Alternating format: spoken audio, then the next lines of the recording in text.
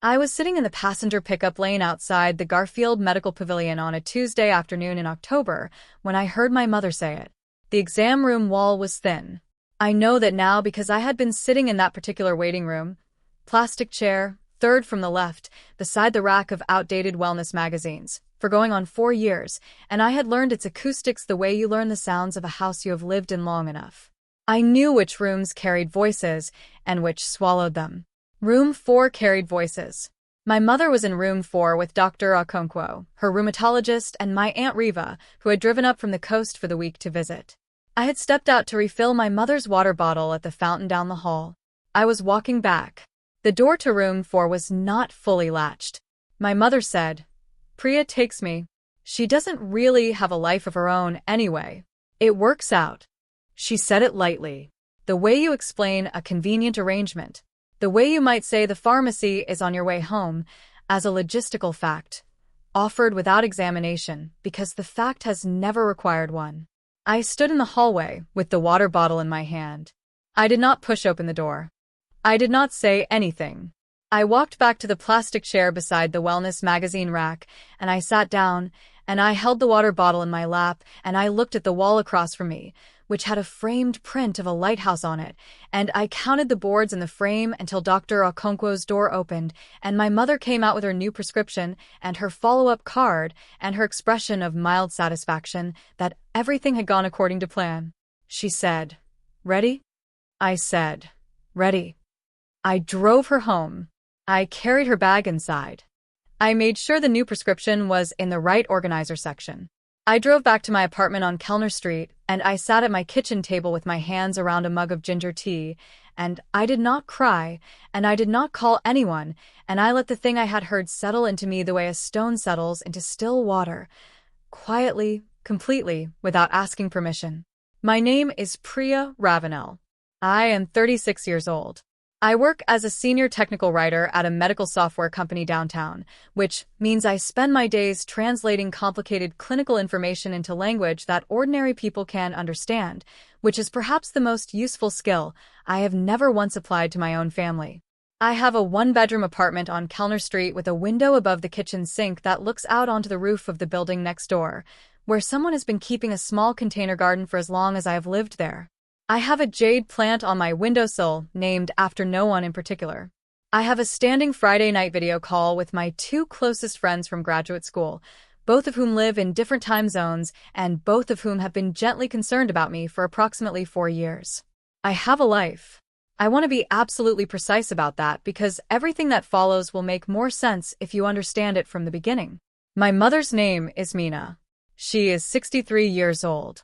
She was diagnosed with rheumatoid arthritis 7 years ago and with a mild cardiac arrhythmia 4 years ago, which is when the appointments began in earnest.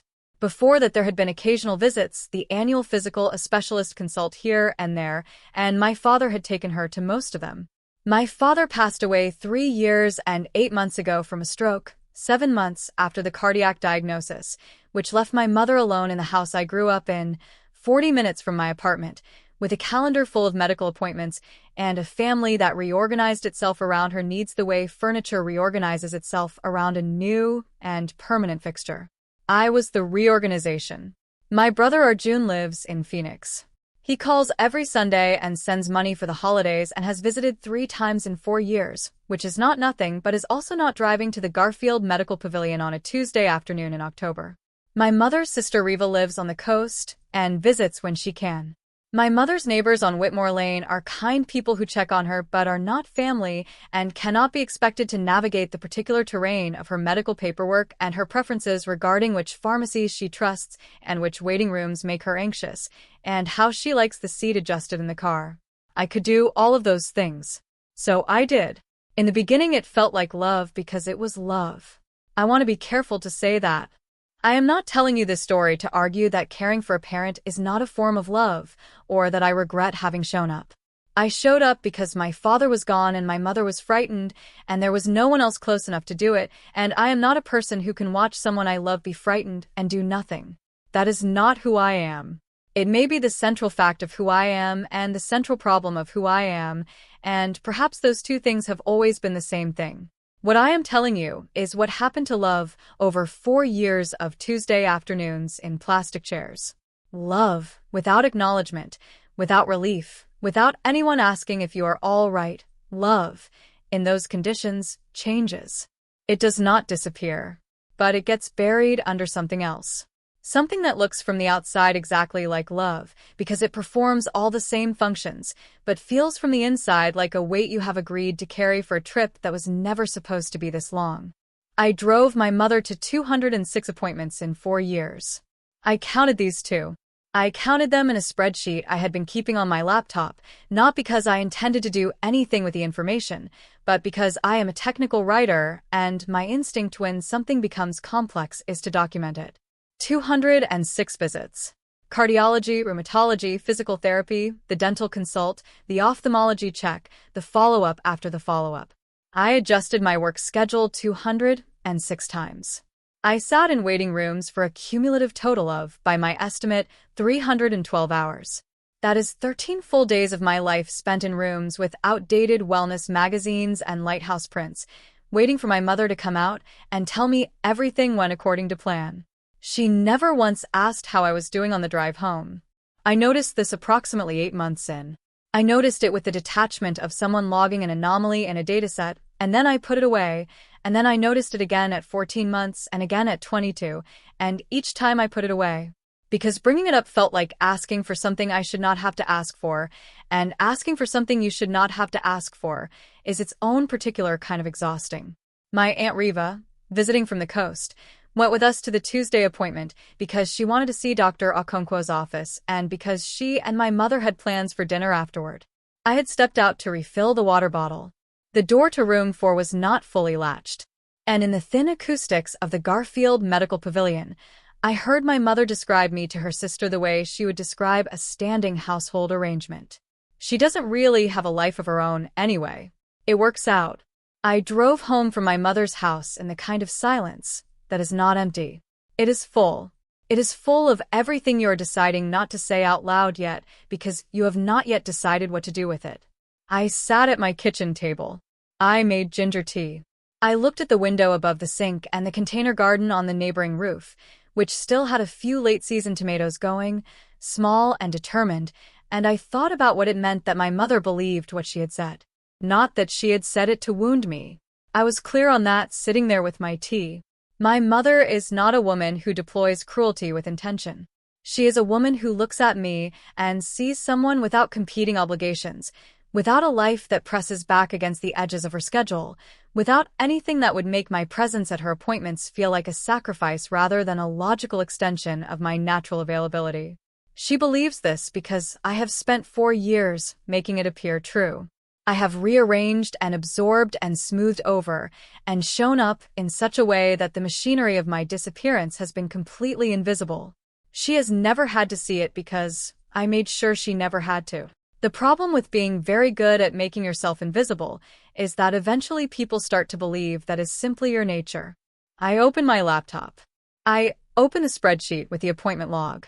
I scrolled to the bottom, to the entry for that afternoon. October 14th, Garfield Medical, Rheumatology, Dr. Okonkwo, 2:45 p.m. Duration, 1 hour 22 minutes. Parking, $8.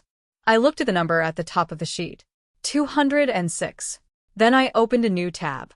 I searched for home medical transport services in our area. I found 3. The first one I clicked quoted a base rate of $62 per trip for non-emergency medical transport within a 20-mile radius. I sat with that number for a moment. $62 per trip. 206 trips. I did not need a calculator.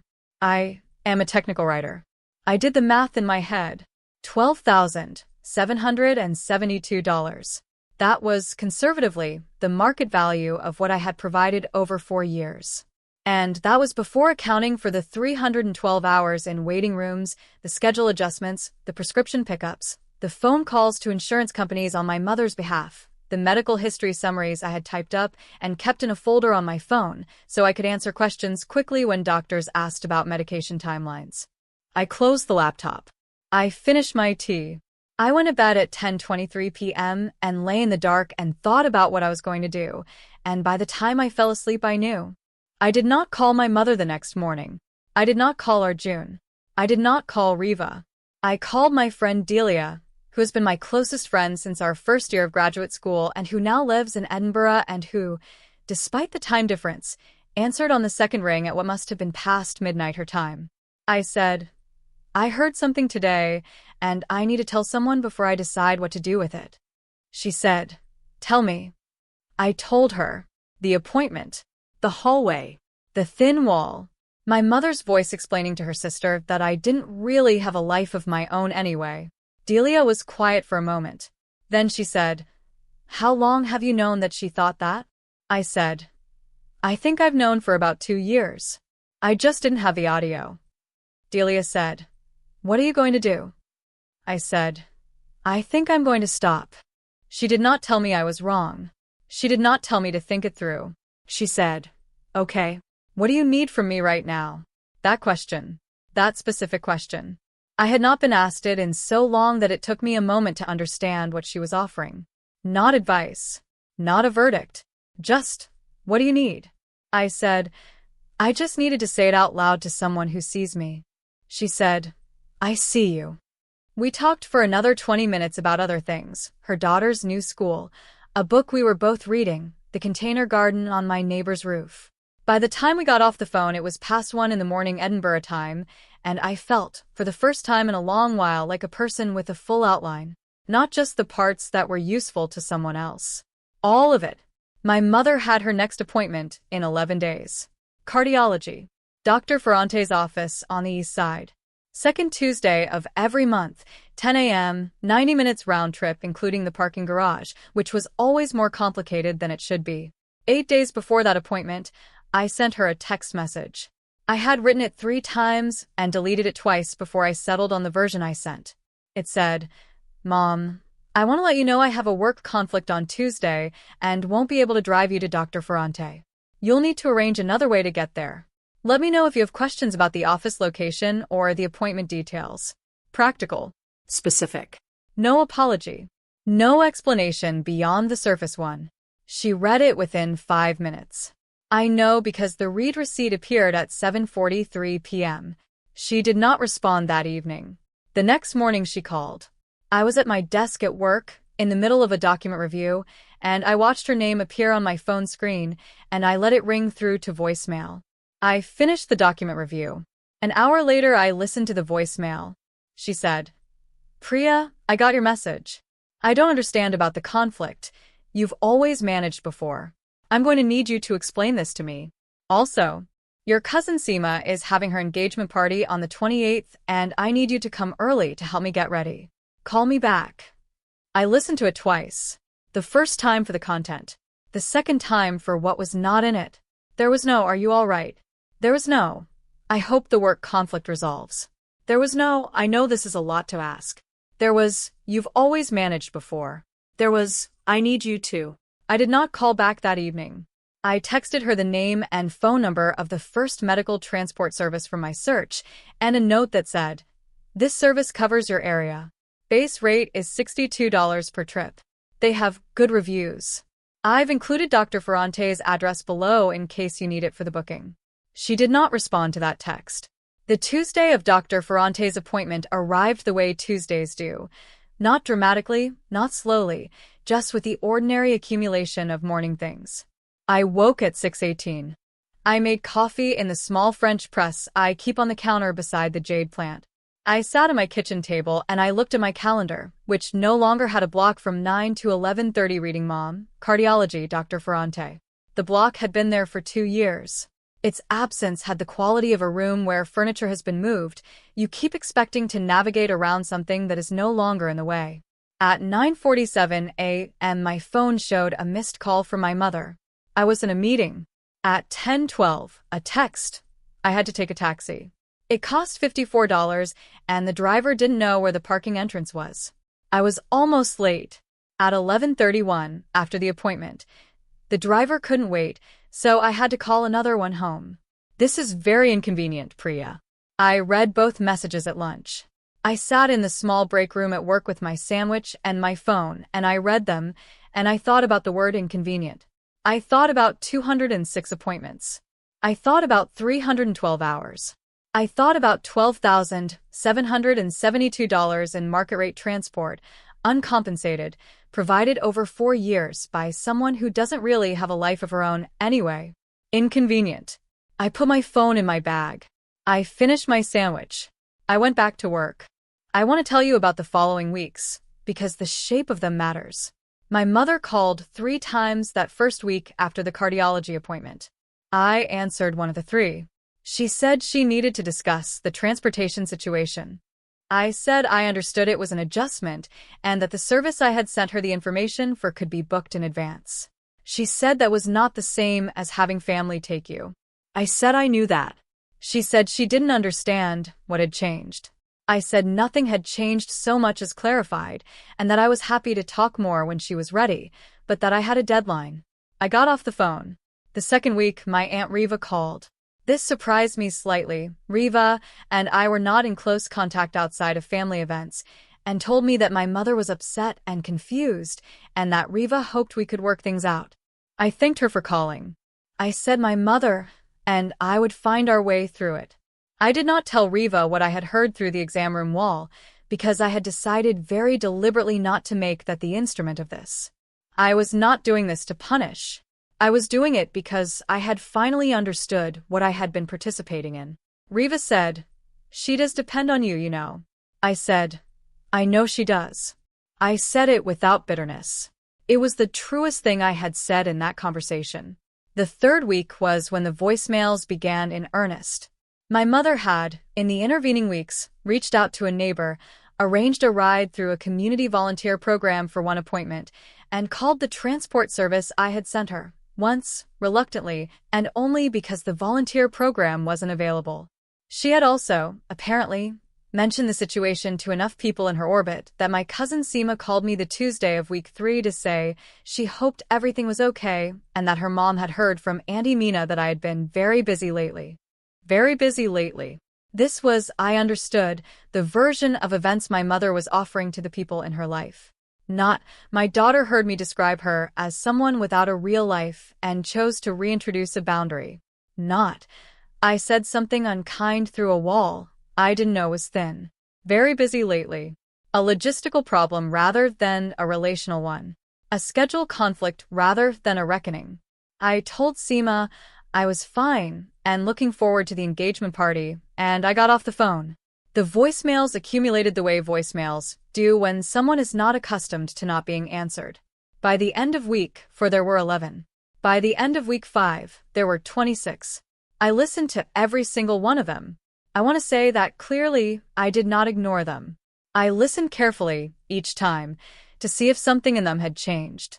Most of them were variations on a theme. She had an appointment. Could I drive? The transport service was expensive. The volunteer driver had been late. She didn't understand why I was being this way. She needed me to call her back. A few of them were different. One, from week 3, said, "Priya, the service sent an invoice for the month. It's $438. I called them to ask if there was a family rate, and they said no." She paused on the recording. Then she said, "That seems like a lot." Another pause. "Call me back." $438 for 3 weeks of the appointments she had accumulated during a month when several had been rescheduled. I sat with that number too. $438 for 3 weeks. At that rate, projected annually, she was looking at approximately $7,000 a year for what I had provided for free. She thought $438 for 3 weeks seemed like a lot. I had provided the equivalent of $12,772 over 4 years for the cost of being described as someone without a life. It was during the 5th week on a Wednesday evening that I sat at my kitchen table and came the closest I came to reversing everything. It was 8:47 p.m. I had been home for 2 hours. The jade plant on the windowsill was catching the last of the streetlight coming through the kitchen window. My phone was on the table in front of me, and my mother's name was on the screen because she had called 11 minutes ago and I had, as I always did now, let it go to voicemail. I had not listened to the voicemail yet. I was sitting with the fact of it. I thought about my mother in the house on Whitmore Lane. 63 years old. Alone since my father died. Hands that ached in the mornings from the arthritis. A cardiac condition that was managed but was still a thing that lived in her chest and required monitoring. She had not built a life designed to accommodate her own dependence. She had built a life around my father, and then my father was gone, and she had reorganized around the next available person, which was me, without ever quite registering that people are not infrastructure. I thought about all of that. I let myself think about it fully, without rushing past it. I thought about her voice on the recording saying that seems like a lot, and the pause after it and what that pause might have contained. And I thought, she still has not asked how I am. Not once. Not in 11 voicemails and 3 weeks of phone calls. Not, are you sleeping? Not, is the work conflict resolved? Not, is there something you need from me? Just, come back. Come back. Come back. I picked up the phone. I did not call my mother. I called Delia. She answered on the third ring and I said, I nearly called her. Delia said, what stopped you? I said, she still hasn't asked how I am. There was a pause on the Edinburgh end of the line. Delia said, that's your answer then. I said, I know. I just needed to hear myself say it. I set the phone down after we hung up. I looked at the jade plant in the streetlight. I breathed. I did not call my mother. The 43rd voicemail arrived on a Friday morning in week 6 at 7:52 a.m. while I was still in the kitchen with my coffee. I know it was the 43rd because I had been counting. The voicemail said, Priya, I need you to call me back today. I spoke to Dr. Ferrante's office about an at-home visit option, and they said for my level of care it's not indicated. I have a physical therapy appointment on Monday, and the transport service wants to charge for a long pickup because of where I live, and I think that's unreasonable. Also, I told your Uncle Dev about what's been happening, and he thinks you should call me. Please call me today. I listened to it standing at my kitchen counter with my coffee in one hand and the phone in the other, in the same spot where I had stood 6 weeks ago the night I first decided to stop. I thought about my Uncle Dev, who I respect, and who I knew had probably said something sensible and well-meaning to my mother, and who would also, if I called him, side with her completely, because the shape of our family's understanding of me did not include a version in which I had a grievance worth protecting. I did not call my mother that day. I called her the next morning. She picked up before the second ring. I said, Mom, I want to talk to you, and I need you to listen before you respond. Can you do that? She said, Of course. Her voice was careful. It was the voice of someone who has been waiting and has prepared to wait longer, and is trying not to show it. I said, For years ago, I started taking you to your appointments because Dad was gone and you needed help, and I was the person nearby who could do it. I did it because I love you. That part is not complicated, and it is not what I'm calling about. She was quiet. I said, 6 weeks ago, in the hallway outside Dr. Okonkwo's exam room, I heard you tell Riva that I don't really have a life of my own anyway. I was walking back with your water bottle. The door wasn't latched. A very long silence. Then, Priya, I said, I'm not calling to punish you. I'm calling to tell you what happened so that we can talk about it honestly, because I don't want to manage this in the dark. She said, I didn't mean it like that. I said, I know you didn't mean it like that, but it is what you believe. And it is what I had been helping you believe, because I never asked you to see what it cost. Another silence. This one different. Thinner, she said very quietly. I didn't know you heard. I said, I know.